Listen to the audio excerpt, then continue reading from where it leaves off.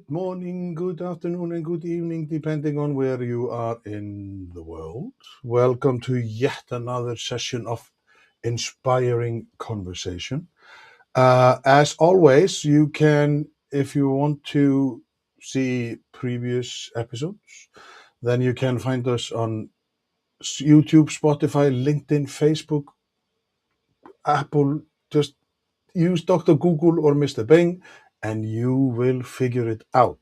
So let me remind you why inspiring conversation is. It's all about creating conversations that really matter. We're diving into ways to connect deeply, break down barriers, and build moments that inspire trust and growth. Whether it's with your team, at work, or in your everyday chats, we will bring more positivity, realness, and impact into every conversation.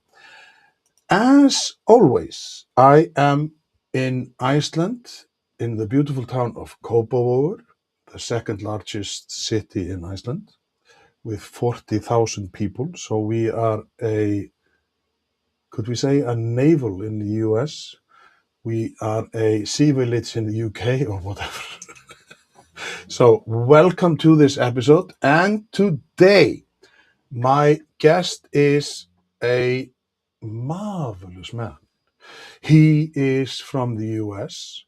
I met him 6 years ago via Humans First Connection, and here he is, Mr. Keith Kuperman. Ooh, Yay! yeah. No, no paparazzi, no. Yeah. Those were the days. You are an actor, you are a podcast host, you work for the Red Cross, don't you? No, I No. did before. Not anymore. Oh, there are so many things happening in your life. Oh, yes. You got married. You are on your way to a honeymoon. It's weird that you had time for me. What? Like, oh no, yes, of course. Who can say no to this face?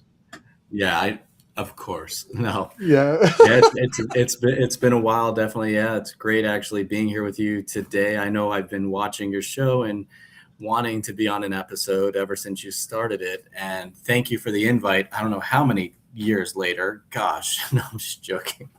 Yeah, you are hard to get. Like man who's living in crisis every day. Like you have been working in a crisis situation with the Red Cross and stuff. So I admire you for that. And kudos because David Pushkin, our mutual friend from the Humans First connection back in the days, he says another engaging conversation with the mayor of happiness, and he enlisted Mr. Kuperman as well. And he says, must see TV. I Awesome. like I like it that David says that it's like a TV. So we must do something right. But because David has commented, so I will just mention to people that if you have any questions, then we can, if you want to ask Keith, because his story is unbelievable, or I find it unbelievable because he has had his highs and lows and whatnot, and we will go through that. So just comment on LinkedIn or Facebook or wherever, and it should come to us so I can post it. So Keith, let's start with congratulations on your marriage, because that is the Thank important thing, you. and then we will not discuss that anymore. But tell me, let's go through. Why is it that you're here, and why are we going to talk about, like, the topic we were discussing is calm until it isn't. What disaster zones teach us about how organizations actually function. So you have experience in like disaster or Of course. catastrophe, and like you have been working with the Red Cross, and you were in this area. So how is it, and why is it that you give us a little bit a background, like Got what it. have you been doing? You were an actor, but like you switched because Well, that must be the hardest profession ever. and definitely. But yeah, and we and can then go. you, yeah, just you can begin, not like when your mother and father met, but like, let's Oh, be adults. we don't have that much time, I don't think. But No. yeah, I'm dating myself right now. So we Yeah. can definitely talking, about the topic. We look at all the organizations that are out there, and disasters aren't just those man-made disasters or natural disasters that we hear about on the news. Disasters occur almost every single day inside an organization or a company, however you're going to actually profile or classify it. Um, when we're working with disaster environments, the important thing is having the proper training. It's having the people that are in charge that are not going to go in with just emotions like, oh my God, all of this stuff is happening. Places are on fire. They're flooding. We need to do this. We need to do that. Stop. People get, they call it in the basement when they start going crazy and they start like thinking the worst. It's like thinking that they have to just like run quick and just hide. That's not how it is. The people that are going to lead or that should lead in your organization are the people that can actually take their ego, tuck it in, tuck it away, say, bye, ego, I need you to go away for a little bit. Their emotions, high emotions, we'll see you later, and focus strictly on the data. Many people just start going all over the place. They get flustered and they're making decisions. And when you're dealing with disaster environments, especially ones that are impacting communities, you cannot have that moment. You're not going to be allowed to be deployed out on a mission to deal with planning like I was. Information and planning, we were the stakeholders for something called the Incident Action Plan. I was probably one of the top people, not the top. I know the top is probably going to be listening right now, but I was one of the people that was so like, I don't know if there's a positive word to use it, but I wanted to have everything perfect. I wasn't a perfectionist, but I wanted to have like any of the documents we send out. I wanted people to see it properly, to know that their time is valued, to make sure their name is right, their phone number is right, everything's in the proper spacing. There's people that did the documents that they would just send it out there, and it's like, what's happening with the image, the clarity, the names are wrong, everything's wrong. It's more about making sure that everybody knows that you care, making sure you're going to the meetings on time, that you're giving people the option to actually say if there's something wrong during a meeting. I love open forums. I love surveys that people are getting sent out so you can find out what's happening with them, the pulse surveys. All that stuff really gets you that feedback that you need. Unfortunately, there's many leaders that are out there that cannot take the constructive criticism, that they would just sit back if they get something wrong. They're like, no, it's not me. I am perfect. Can Yeah. skin my Yeah. the skin. No, but it's not like that. You're not perfect. None of us are perfect. We all make mistakes. Hey, I've made mistakes before where, oh my God, I've either put the wrong date or did something just ridiculous. You know what I mean? But then you have to resend it out again or whatever it may be. But we all make mistakes. The important thing to do is going back to accountability. So let me just go into my why in terms of how I got into the disaster field. Prior to being in the disaster field, I was working many things within marketing, being an entrepreneur, starting different businesses, running different establishments. But I had a background as well within security, with doing covert security, private investigations, bail bonding, fugitive recovery. So everything kind of fell in line because there's all different types of skill sets that you would need to utilize when you're going to be working with the community to understand how to work with the different stakeholders that are out there. It's not like you're just going to go walk into a emergency management office and start speaking to them in a language that they don't understand, in your language, right? You're not going to be like, Yeah. Yeah. I need blah blah blah. But if you can actually speak to the partners and have a conversation with them and collaborate genuinely, not just walk in there with your ego, just like, hey, how you doing? Do you know that I am the new manager over here and you're going to have to go do business with me because this is how it is? Many people walk in with their titles right here. They put their titles, they put everything else over here before actually showing what's underneath it. It's their heart, right? You want to show who you are, who your name is. My name is Keith. I am here because I care about the community, because I want to rebuild any of the bridges that may be broken based upon things that have happened in the past. Or could you please tell me more about how you feel about us? about things that happened in the past so I can understand more and we can try to mend that. First of all, we can reflect on that. We can heal the past wounds and then we can move forward instead of just avoiding the conversation. And many times within communities, there are things that happen. There's high attrition ratios in every single nonprofit disaster related response company. So, it's this organization. So it's going to keep, hi, how are you? My name is so and so. I'm going to fix everything. Okay, here we go. Let's do this. Okay, Bob the builder. And they're going to fix everything. Yes, we can. And then all of a sudden, a year or 2 years later, bye, Bob. Okay, hi, my name is Handy Mandy. How are you today?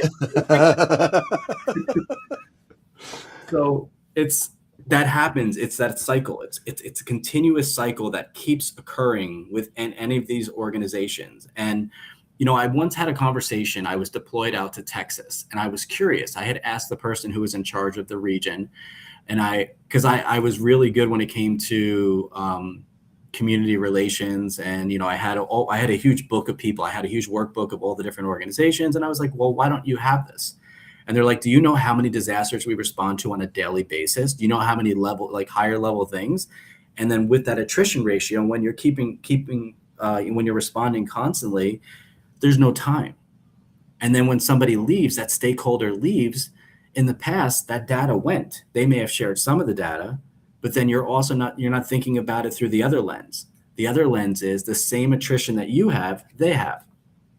So when you're coming back together, everybody has different expectations. There's no hello. People think instead, we've done business together. We partner with each other for 50 years, 100 years, whatever it is. So we all must know what each other does. Unfortunately, in disaster environments, sometimes they don't have that good hello again. It's just like they keep having this conversation and walking alongside each other, thinking they all do separate things, but that are different than reality. So part of what I was doing in my role was to fix those relationships and to work closely with community partners, to attend meetings and to say, hey, this is what we're doing. Hey, would you like to join this training? Hey, could we help you with this? Instead of just saying, hey, this is me. You need to follow me. Come along, get inside. We have room in the bus. And it's, again, two different ways of operating. There's sometimes when people show up, when they're driven by command and control that says, hey, it's written over here that you have to include me in this, so you have to do it. No, if you show up like that you're mandating something, it doesn't work. It may work. It may get you through one of the other steps.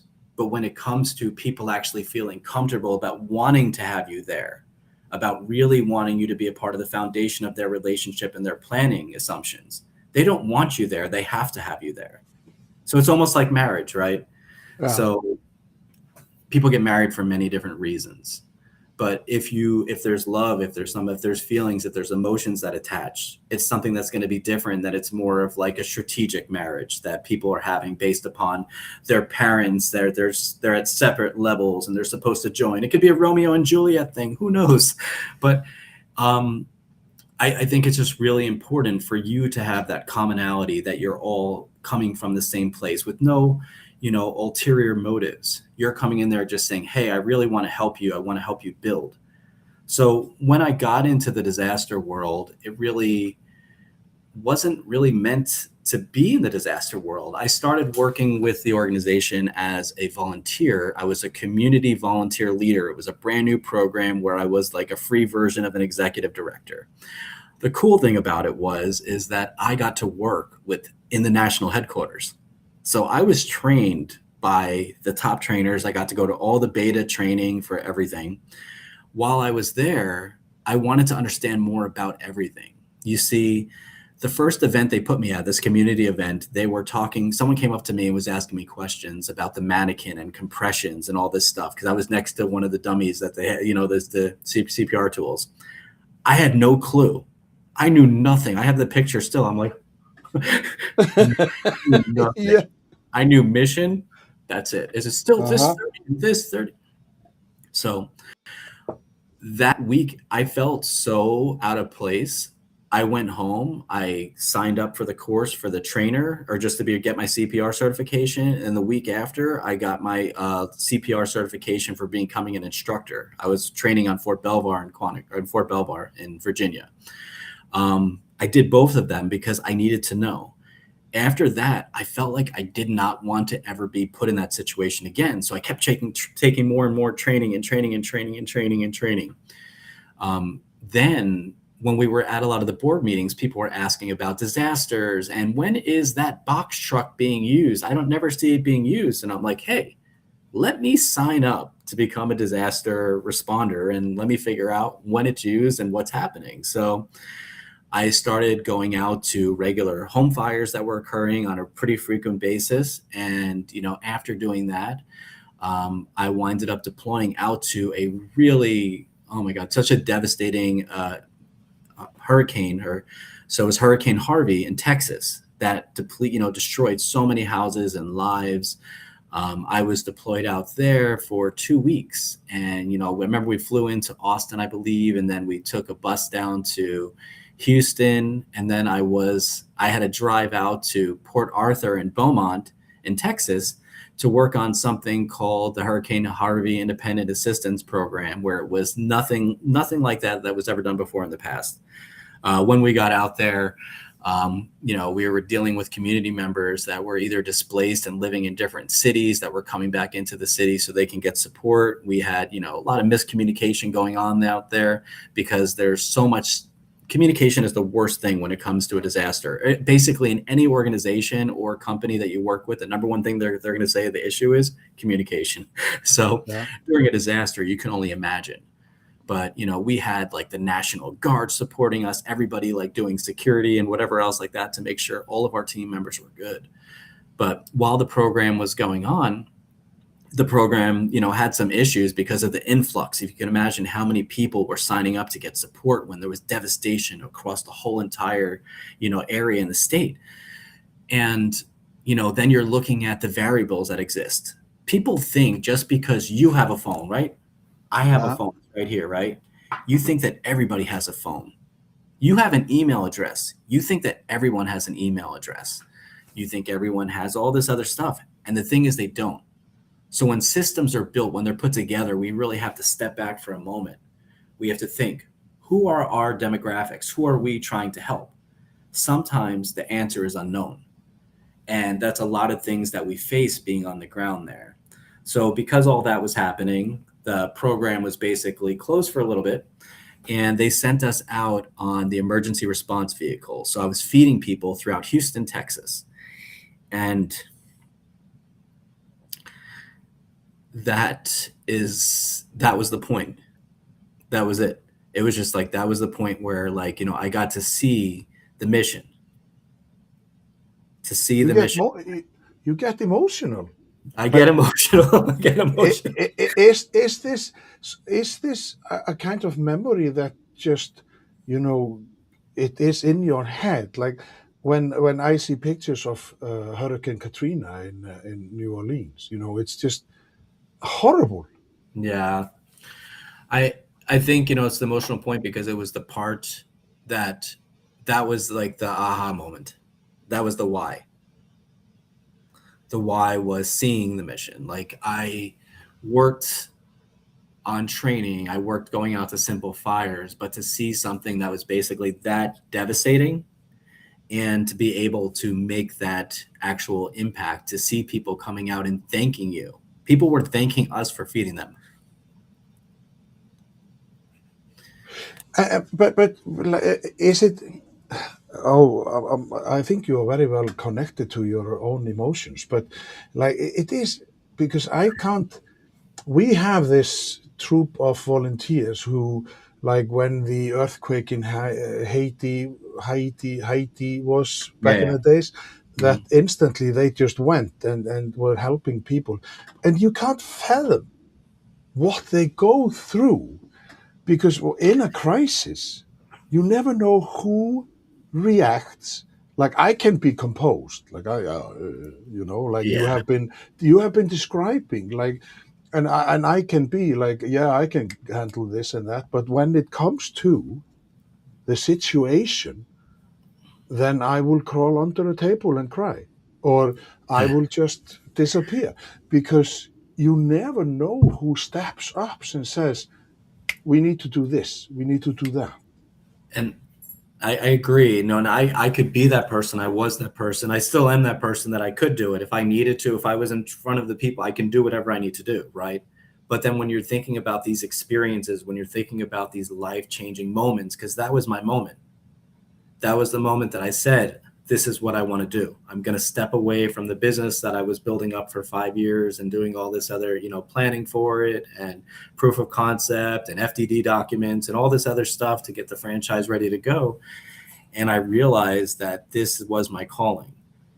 So we did that there. I was finishing up. And then after leaving that environment, I went to something called the Shelter Resident Transition Team, where I was able to work with FEMA, work with other organizations, and provide someone.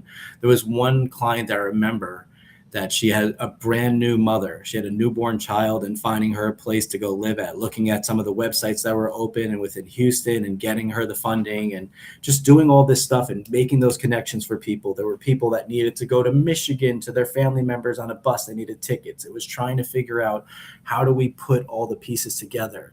And my background was in IT. My background was in marketing with doing touch one systems. And hi, how are you doing today? I'm going to be in your area between the hours of 8 and 10 a.m. and we're going to be able to save you money. So like when I was able to use those skills and my background in technology, and I was able to make things happen, when the national program went down, instead of me sitting back and being like, okay, well, I'm going to go to bed, I wrote an email and I said, this is how you can fix it. So let me go backwards. When we were sitting there and the system wasn't working properly, we had all these variables that people didn't have email addresses, and this was one of the things they needed. So I was signing people up for email addresses, and then they winded up putting that into the system itself. If you don't have an email address, sign up here. But I wanted everyone to leave with something. The issue was that people were getting frustrated saying, they don't want to help. They don't want to help. It's like, hey, we do want to help you, but it's going to take a little bit of time because we're trying to sort everything out. But while we're doing that, you said you don't have an email address. Would you mind if I set you up with an email address? And then setting them up with a Google phone number, doing all the different things to make it so people that we have that equity that exists in the community. It wasn't there. There was not equity whatsoever. There were police, there were people in these different areas that were they're like, what are you helping them for? What are you doing this? What are you doing that? They're just going to go use the money for this and that. Literally, people just didn't care. And you need to care. You need to have that compassion. So when you see the people that are out there all the time, well composed, that don't have that emotional break, that don't have that don't actually show it whatsoever, sit back and think for a second. What's really going on under there? Like what's happening inside? Because there's many people that will lead. They'll lead with that command and say, yes, I can do this, or yes, you do this because I am A, B, C, and you are F, whatever. I've been around those people. When I first started, I was deployed out to an island. I had a leader that would not talk to me until the last week when they figured out I was a CPR instructor and I can help with the community and do relations. They didn't talk. They were in the same room as me because I didn't have a title. I didn't have a position. I was nothing to them. Later, they spoke to me, but I had to watch them talk to someone that was right here, and I was right here. Like nothing. I am the ghost. There's many people that lead like this because, again, they weren't told the proper way to lead. And you can't blame them. I don't blame people that are leading in the wrong manner just because this is how they were brought up to do it, or this is how their supervisors and, from their past jobs. But people need to, at some point or another, they need to look into the mirror. They need to look at themselves. They need to reevaluate. They need to reflect and to see exactly, where am I at in life? How do people perceive me? Do people trust me? Do people feel comfortable around me? Or are people scared of me? Do I lead by fear? Do I micromanage them until they just until they just blow up? We need to really just figure out, it's like, who are we? And, that's the point that I came to. I went through all these years in the organizations, working on disasters, deploying out from anywhere from the Virgin Islands to Puerto Rico to Texas to Kentucky to Florida. in California, of course, I was out in California for years dealing with large scale disaster environments and floodings and ice storms. I was deployed in Des Moines, in Iowa, all throughout Iowa, and just everywhere, trying to do whatever I can do to help. But at some point, that catches up to you. I was, let's say, 7 years in, and then also being on call 7 days a week. So if there was any fires happening in all of my counties, I would get a call. And if we didn't have enough people that were going to answer the call, I would get the call. So I was never off, never, ever, ever, ever, ever off. And that's the reality of it. But I went from, at one point in my career, I managed up to 32 counties while there was attrition in one state. And then it went down to like 12 or so with the reality of what it should have been. In the final state, I was managing 4 counties. However, this was in the 5th highest disaster risk region in the whole entire country. So the 5th highest, where we had so many different fires and all these different evacuations occurring all the time, where summer was fire season. It wasn't about the summer. It wasn't about, hey, it's Memorial Day, let's party. It was like, oh my God, get ready. So people do have to deal with this type of emotions when they're either they're volunteering or they're signing up as an employee, whatever it may be. They may get compassion fatigue. They may have other things that are occurring in their life, but the most important thing you can do is to talk to someone. Talk to your loved ones, talk to your friends, talk to the people you work with, talk to disaster health, talk to somebody. Don't just keep it inside. Because hearing somebody's story, if it's cut and dry, it's like, I own that property and it burnt down, I'm fine, I'm going to go have another property. Okay, that may not hurt you. But when somebody loses their animals and their animals are being brought outside and just tossed onto the ground, I've seen that. It's crazy. The family's seen it. Other times they're covered up like they should be, or there's lives that are lost in the fires. I dealt with one fire that was, I forgot the name of the town right now. It was in Iowa. So the father and son had passed away. The son was inside, the fire was burning. The father went inside to get him. They both came out, but they both had significant burns, and it was in Huxley, Iowa. And they both passed away. Less than probably 2 or 3 weeks later, I worked with the Huxley, Iowa Fire Department, and we went out door to door at every single house surrounding that house to make sure that they had smoke detectors. And again, they were getting pushback with some of the people that were out there going to, install or ask them if they needed something. They're like, no, we got one. And I saw the person carrying a baby. I was like, I asked someone that was at the door trying to solicit them. I was like, you have such a beautiful baby. They're like, oh, thank you so much. I'm like, how old is your baby? I don't remember how old the baby was. But I was like, can I ask you a question? They're like, yeah, sure. And I'm like, so could you tell me, do you have a home fire alarm? Do you have like smoke detector in their room? And they're like, no. And I'm like, would you mind if I put one in there? They're like, you would do that? And I'm like, I will put one in every single one of your bedrooms right now, and it's not going to cost you $1. And then she's like, oh my God, that's amazing. So again, you could think that someone's going to the door with their badges, with their uniforms, with whatever. It could just be a t-shirt. You could think that they're actually going and they're really making that connection based upon that. Or you can have someone like me that came there in just a t-shirt, you know what I mean? T-shirt or whatever else, that made the connection that truly opened the door to save their lives. But Keith, like with people, when you are doing this, it's in my books, in my mind, it's a good deed. Did people not welcome you? Like a smoke No, detector is something that it's everybody should have. Like, why is it? Is it because okay, truth to be told, I will speak for myself because I'm a European, and there are in the US there are so many.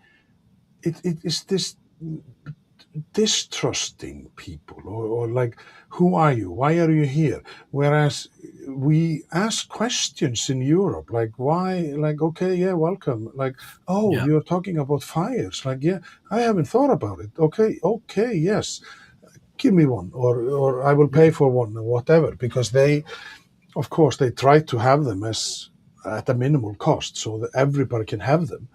But what is it that what is it with America that is making this distrusting people, like because 6 years ago we met and we instantly connected and whatnot. Like I felt just like, yeah, it's okay. But why is it that this oh, he must have something on his agenda? And that's, again, sometimes, here's what it is. Like, we've gone into different communities before. I've done this, in so many different states. I've done it everywhere from in Virginia. I think I went out in New Jersey. I wasn't sure if I did. I think, but and all over Iowa, California. But of course, they have a national program. But you need to send people to people's doors that look like them. So the issue is, like, let's just say during the times, if there's issues going on in the world where people are someone of a minority background is not trusting of someone else that in the community based upon what's happening in the government. If you have someone that's coming to the door that's strange, or if you have someone strange to them, or like an outsider or something like that, they may not open the door. Or you may have different like church groups and other stuff going on, and people are like, oh my God, I don't want whatever they're selling. So it's like really about having the right branding, but it all starts with you. It starts with your voice. It starts with you being able to speak to them. We had people, if we went into different communities, that could take care of the translations and have that conversation where you're making that impact, where it's not just it's not transactional, and I think that's what we can get to. That many times, going door knocking, right? You're going door knocking, you're trying to go install the smoke alarms. People have metrics that they're trying to meet. We're trying to get to this many alarms because this is how much we have to do per year. This is how many lives saved. This is because this is how many people that are in the house, that could potentially save. I think what it comes down to, it's really about having the right people that are going out there. So if it's a partner organization, or if it's a business that's doing VTO, volunteer time off, they may just be out there, right, to go do it. We've worked with, partners such as like big banking partners like Wells Fargo or Nationwide that went out there and they did their thing. Like, they owned it. They went out there, putting the door hangers out there. They got in there. They were proudly installing alarms. We had their fathers of the companies, of the people that were working there, the managers were out there installing the alarms. And you felt it. You saw it. You saw that connection that was being made. But again, there's other people that can go out there that aren't just in it. Maybe they're having an off day. But your body language, your voice, everything needs to really impact them. But sometimes you can't even get them to open the door. Again, it's doing the right thing, knocking on the door, whatever else it is, stepping back, letting them see you, letting them see that you're fine, having that ladder with you or whatever else like that, or your clipboard, something that they know that you're legit. Having the proper identification on you too as well is helpful. Sometimes there would, in those communities, we would have community policing, or we would have the fire trucks, drive by and stuff. So people could be like, oh my God, there's a fire truck out there, to try to just get the right vibe, right? Because you want people to open up the doors. You want them to feel safe. A lot of times you're working in areas like mobile home parks. For instance, there was a mobile home park that was in Iowa. We were at the fire happened while we were at our disaster institute. And, after that happened, the fire spread to the other locations. The people didn't have insurance. It was a whole entire thing. Or the fire happened, actually, I think the fire happened the night before, whatever. I forgot the circumstance, but regardless, we were there, and they called up, and the property managers called up because they wanted to get smoke alarms installed. In that one development, I think we were at 90 or 95% of installing alarms. We worked hand in hand. It was either the same day or the day after of installing alarms with the property management company. The first day, I think we did 30 or 45 alarms. Then we set up a whole entire campaign. We worked with Team Rubicon, yeah, buddy. Team Rubicon, Wells Fargo. They were out there just literally doing their thing. We have amazing videos, and we did it. We just went through, it was just such an amazing collaboration. We had Hy-Vee that was giving us cake. We had just a couple different organizations that were out there. Come and Go gave us, I think, pizza. But like, it was just great to see how we all could come together to support a community. Uh, Um, Typically, it's going to be things like mobile home communities or community or low income communities.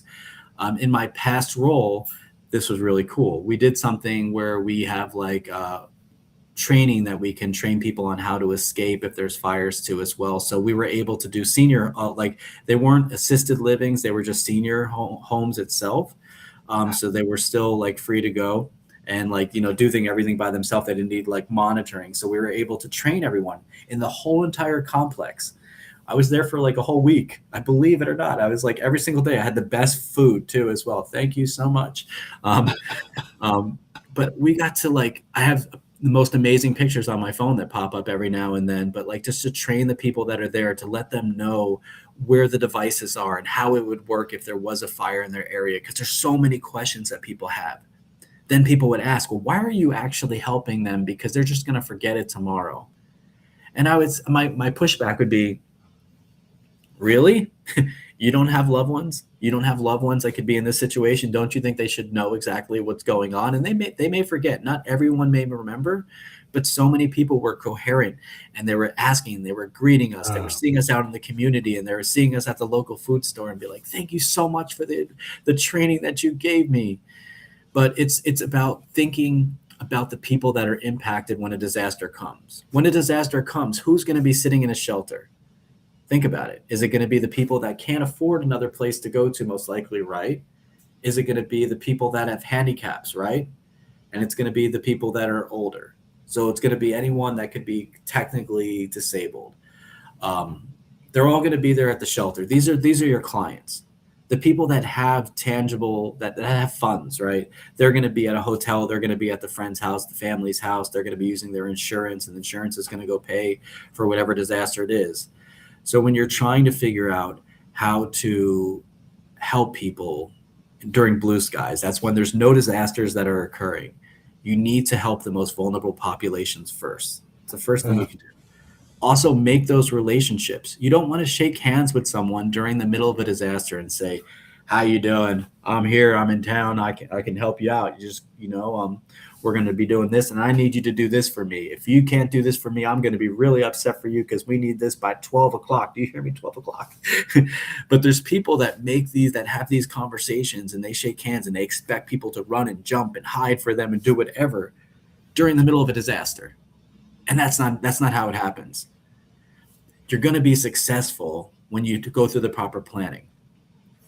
So I worked with something when I did planning, as I mentioned before. I would make the most elaborate mapping tools. So if there was going to be like evacuations, I had evacuation live maps that were going on our internal maps, or like, how many acres the fires burned or whatever it is. I put all these different layers in the ArcGIS mapping. And by you having these relationships in place with your partners, you're going to know where your partners are at. You're going to know where their locations are. You're going to know what type of inventory they have. Let's just say when we go back to my time in Iowa, we had flooding that was going to occur. We knew it was happening. We knew it was going to get worse. It was getting worse. It was getting worse. It was going to happen almost definitely, right? So I'm calling up all the other partner organizations from UMCOR and whoever else. We had them ship in that year over 2,500 flood buckets that they make. Their parishioners, everyone that's in there, they actually make these buckets to go help people to go clean their houses up again so they can put the pieces back together again. When you have these important conversations, you're able to call up the different churches, like the Church of Latter-day Saints, UMCOR, whoever it may be. You're able to call up these people and say, "Hi, how are you doing?" Ask them how they're doing. Have that conversation and be like, "Well, I just wanted to let you know where we're at. I'm going to provide you a mapping layer to show you where our shelters are going to be set up, where this is going to be. Would you be able to let us know exactly what your response timeline would be and how we can actually work best with you prior to the disaster?" And this is how I was able to get deployed out to places like Hurricane Harvey, how I was doing planning initially on, in Virgin Islands, how I was sent out to Texas, not to Kentucky tornadoes in like after it was around. I spent my New Year's Eve there, like years back. But like that, when the big tornado happened, when that'll happen over there, I was sent out there to go lead and figure everything out. It's because I'm working by utilizing data. it's not just about my emotions. And that's But something that, yeah, yeah, sorry, you finish. it's just something that you do need to separate. It's kind of just like, it's just the emotional side of it. Yes, we all have emotions. Yeah. We all care that these, maybe a disaster event where people have passed away, a mass casualty event. It may be where whole communities are flattened, people are missing, whatever it may be. But if you're unable to step away from that situation, if you're unable to look at the big picture of how many people are still impacted, how many people, need your help, you're not going to be able to truly help and respond. So it's like kind of taking yourself out of that whole entire situation, understanding like the big picture. Leave the emotions aside, leave your ego aside, sit back and listen. If you're in a disaster response, if you're getting deployed, sometimes the best thing you could do is listen. After you listen, reflect on the information, ask the proper questions for your response, so you could generate, whatever plan that you need to have. But you can't do that unless you actually listen and provide everyone that's on the operation in a leadership role the equity that they need. You mentioned something RGA. You have to Oh, elaborate on what. so it's. I mean, hold on one sec. I am like the worst with like acronyms Well, why are you using them? because I was trained in acronyms. So it's actually here it is. Oh, ArcGIS is a comprehensive industry leading geographic information system. GIS, geospatial platform developed by Esri. It allows users to create, manage, and analyze map all types of data by connecting it to geographic locations. So it's all about mapping and field operations and data sharing. So everyone could see like what's happened. It's about transparency, basically. It's like saying, here, this is everything I have in my nice little box over here for you. And instead of trying to keep it really tight and not tell anybody like what you're doing, it's about being transparent. It's about being a true community partner and saying, hey, I'm really here to help, and this is how I can help you. It's giving somebody that hug, but through a computer. so wow, this acronym, I almost fell asleep because I was just like, you lost me at the third word. But because, as we talked about before, like time flies when you're having fun. So you mentioned compassion fatigue, and you are probably as me, like you take in stuff. So I want to be like you can decide. Like my feeling is that you must have crashed and burned Oh, because yeah. you are a real compassionate guy, and like showing your emotion Yep. because you were handing out food and stuff. So and maybe it's a good segue to talk Yep. about, like, you are a host of a podcast called Back to Me, Yep. available on a platform near you.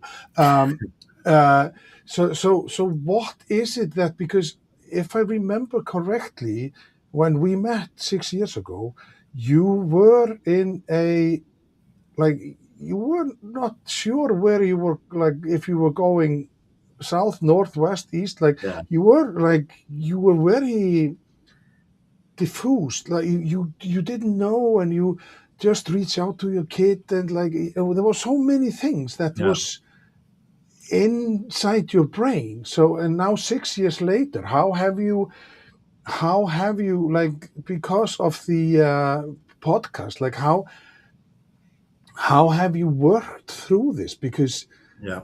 this That's is unbelievable.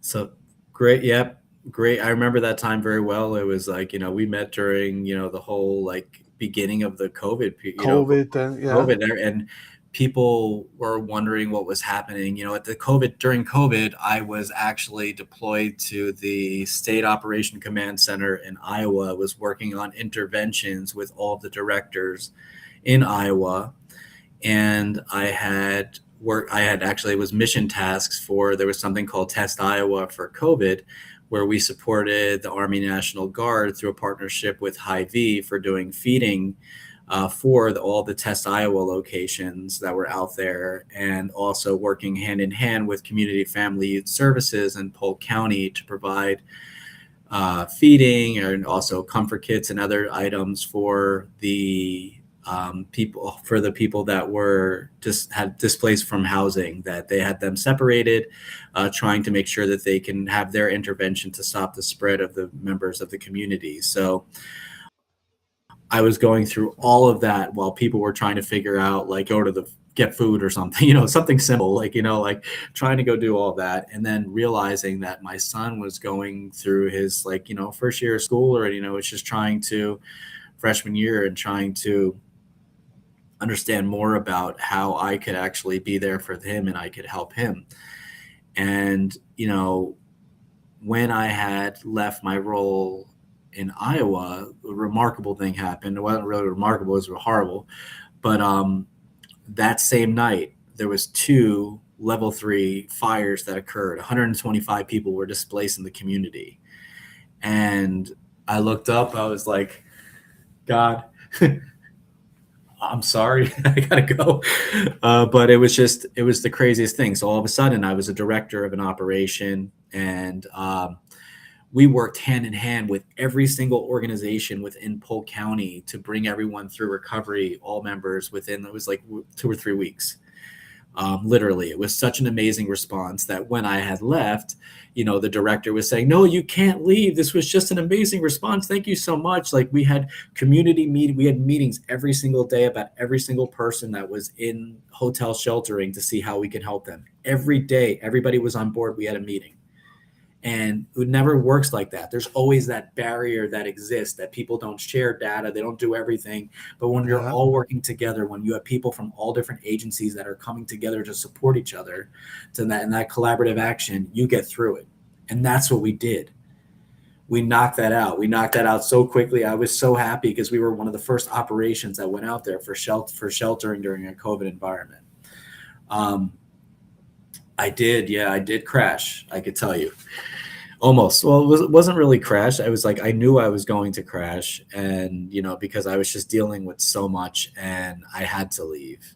So I wound up leaving the environment, and it took me, I would say, over 2 years, 2.5, 3 years, to just get past the past, to move forward, and to just get that stuff out of my head, to stop having to feel like I needed to always respond every single moment. Like I had to have all these apps on my phone to know the information, or, figuring out who I was. Because the hard thing that happens is, like, we will go to the podcast in a minute, but the podcast talks about all different topics that were going on in my head. It's about who are you when you're not needed, the apology that you never received. It's all these different topics that I have, that conversations from my writing that, like, I wanted to talk to somebody about, but it's something that I needed for me to gain that closure to move forward.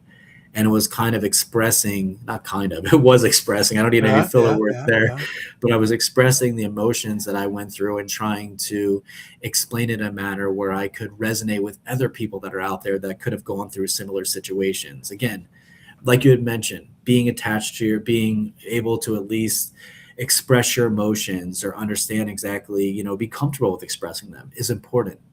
There's many men that are out there that'll go through their whole entire life and not say a word about feeling because they weren't supposed to. That's not a manly thing to do. You do this, you do that, blah, blah, blah. But then we'll go into the serious aspect of what happens with that. What happens to those people that don't express it? It's one day they blow up. It could be an event where they either wind up going to jail, or they're no longer with us. Maybe it's a suicide that happens because the man thinks that they need to be so tough. They need to do all this stuff. They need to show all this masculinity. They can't show emotion. It's not. Who does that? If you're like that, it's okay. It's not your fault. You could still get that hug you needed back in middle school or whatever year it was that, something went wrong in your life. You could still get what you need to feel whole again. But you shouldn't make other people feel, just because you are feeling, you're not in touch with your emotions. You can't make other people that are feel a particular type of way, like they're not good enough or they're not as masculine enough as you, because I can guarantee you, you're probably not as masculine as you think. When I was a bail bondsman, I had heads of major gangs and whoever else calling me the councils of whatever it is. I've had the toughest people you could possibly meet call me and almost cry on the phone, call my girl, and whatever language it is. I've had people break. They're tough on the street. Everybody's tough when you have a weapon or you have a people around you, your clique, or whoever it is. But those same people, they'll fall.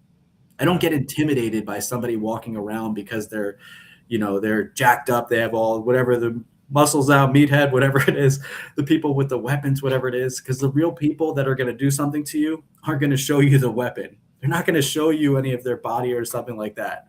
They're just going to go do whatever they need to do. Those other people, they're just there because, I don't know, it's their ego, whatever. Going.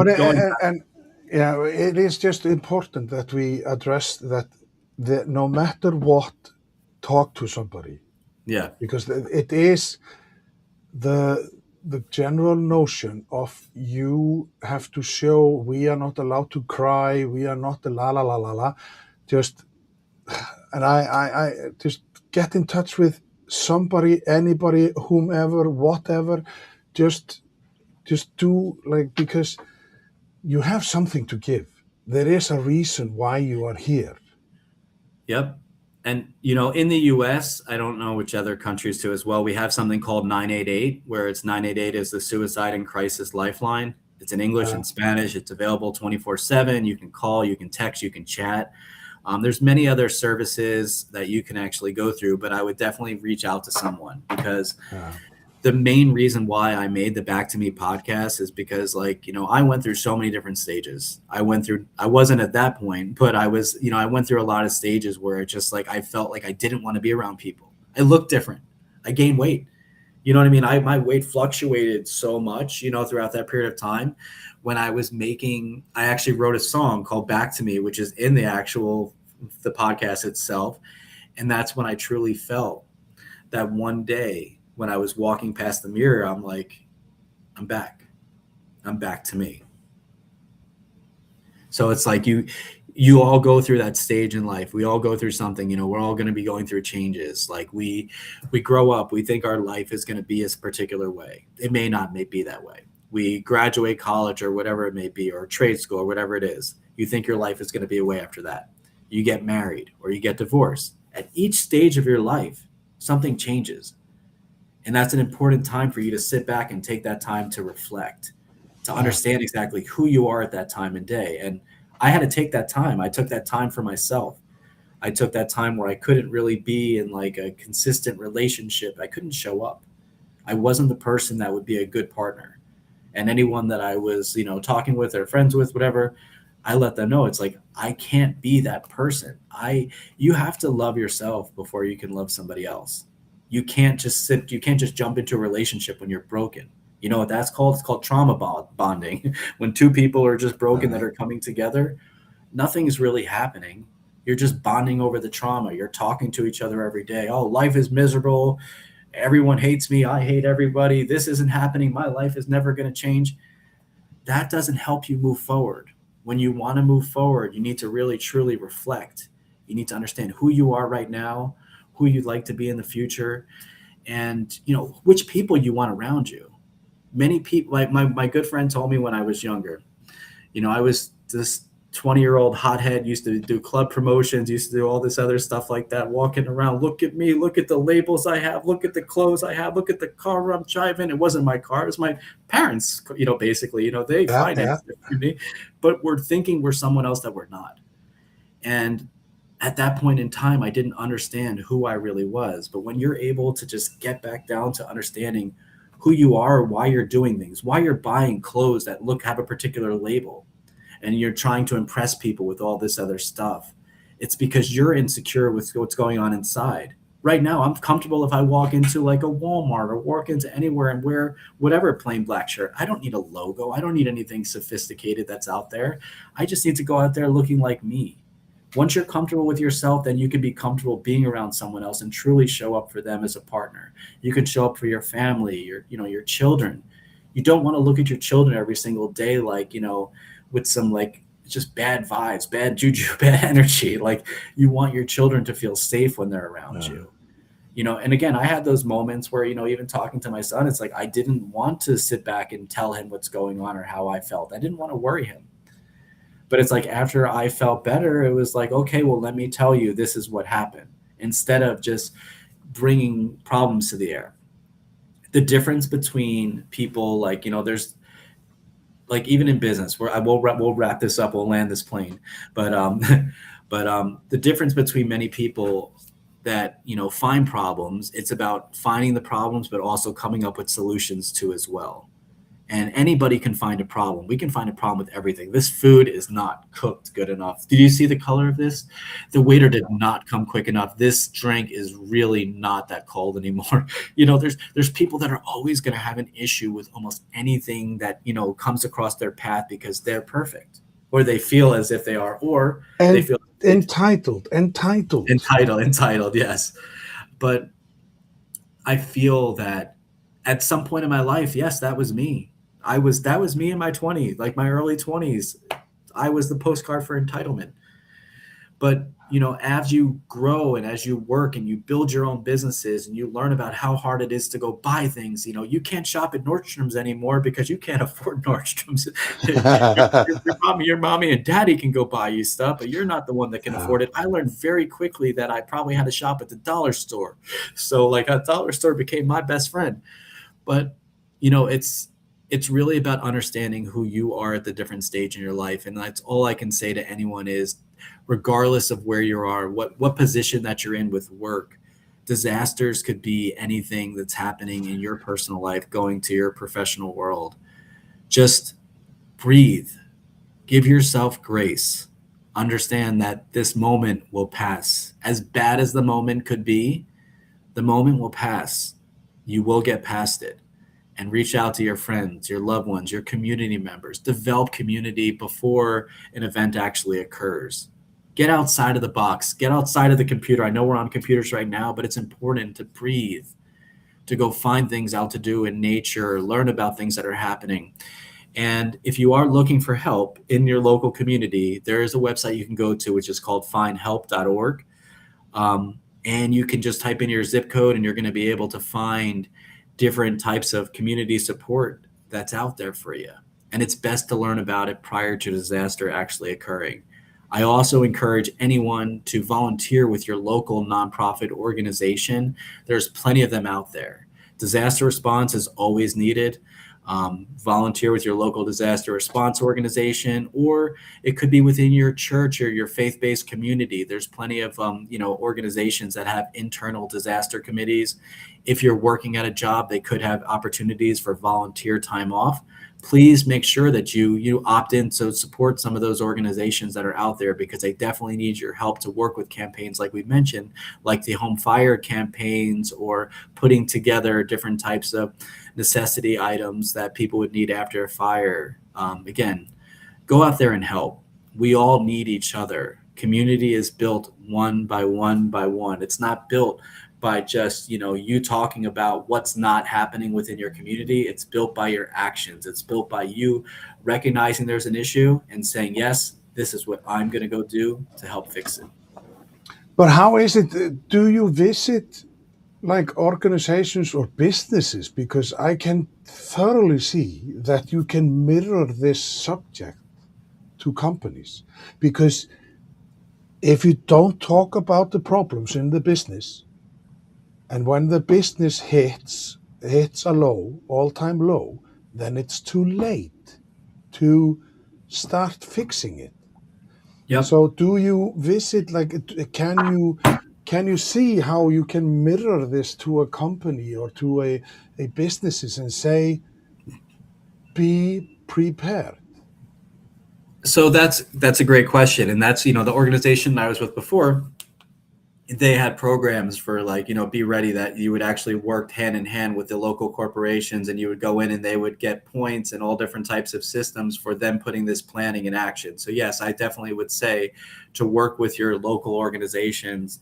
And if you're with a company, reach out to disaster organizations out there, reach out to your local emergency manager and saying, hey, how could I be more prepared?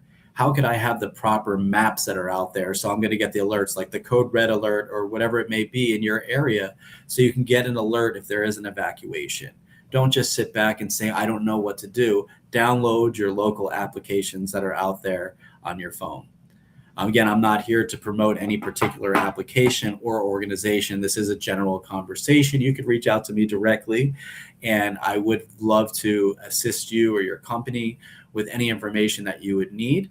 But again, this is not about me tagging any type of brands today. There's a lot of great brands that have been mentioned during this conversation. But yeah, it is important. And, what I do within my consulting work is I'm like the switchblade for like a nonprofit.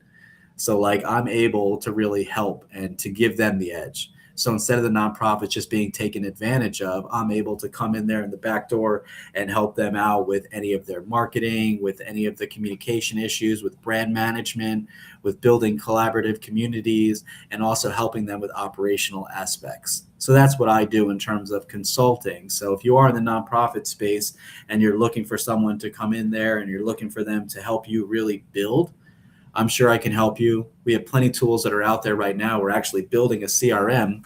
It's actually built, it's in beta, that could take everything, all of your information, put it together, and could really be collaborative, where you're not going to have all these different APIs or logins or take classes so you can learn how to use it. We'll actually set it up for you so you can deal with your customers, and you're not going to have all this other messiness out there. There's a lot of attrition that goes on in nonprofits and corporations. And if you're able to keep all of that information intact within one unit, within the CRM system, you're going to be able to just keep going on that cycle and, just doing better and better and better for your customers. And also be curious, be interested, be inspired, be audacious. That is what I learned last time, because I was talking to Oddly, a Canadian who is audacious. And there is always a story behind the person. Show interest. Say hello.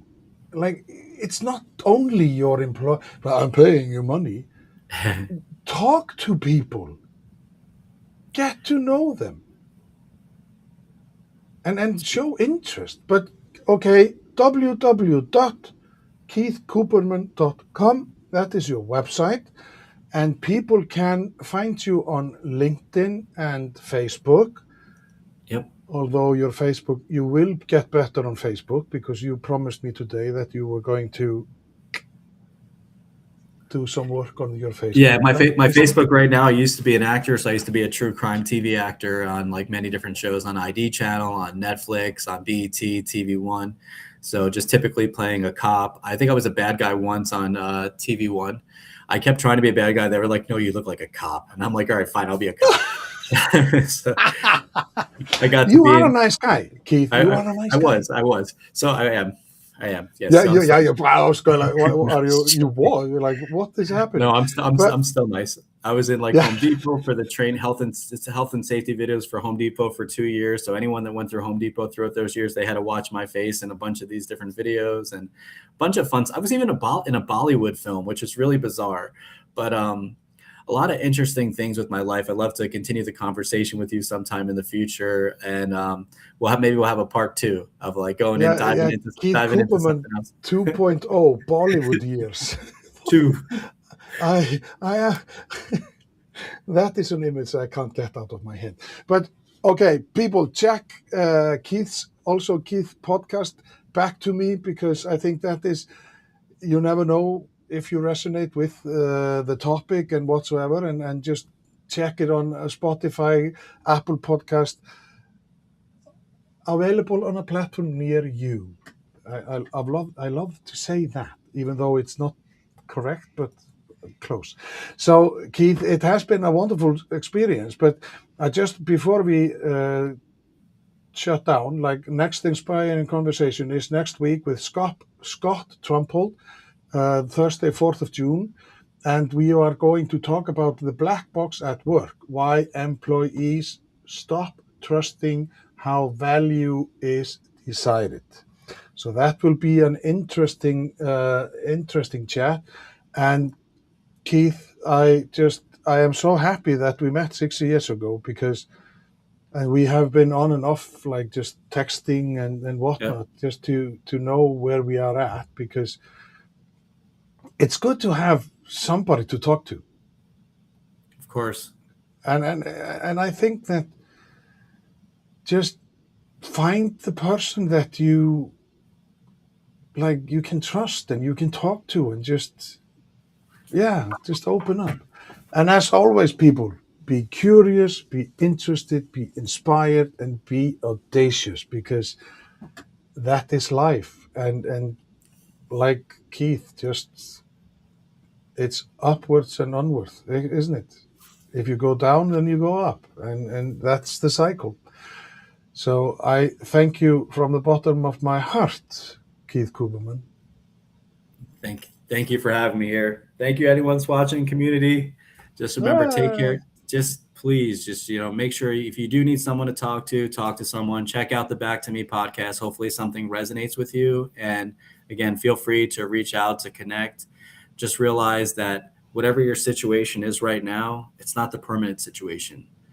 Make a list, make a wish board, just try to really think outside the box from this situation. If I could do anything within 30 days, 60 days, 90 days, a year, whatever it may be, try to actually focus on the future, have the proper self-regulation, and don't just keep saying, I need to do all of this today, because not many of us are able to do that. I know I can't.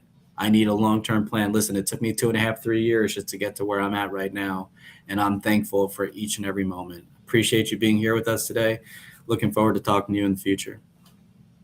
thank you very much. That was the brilliant final words. Thank you very much, Keith.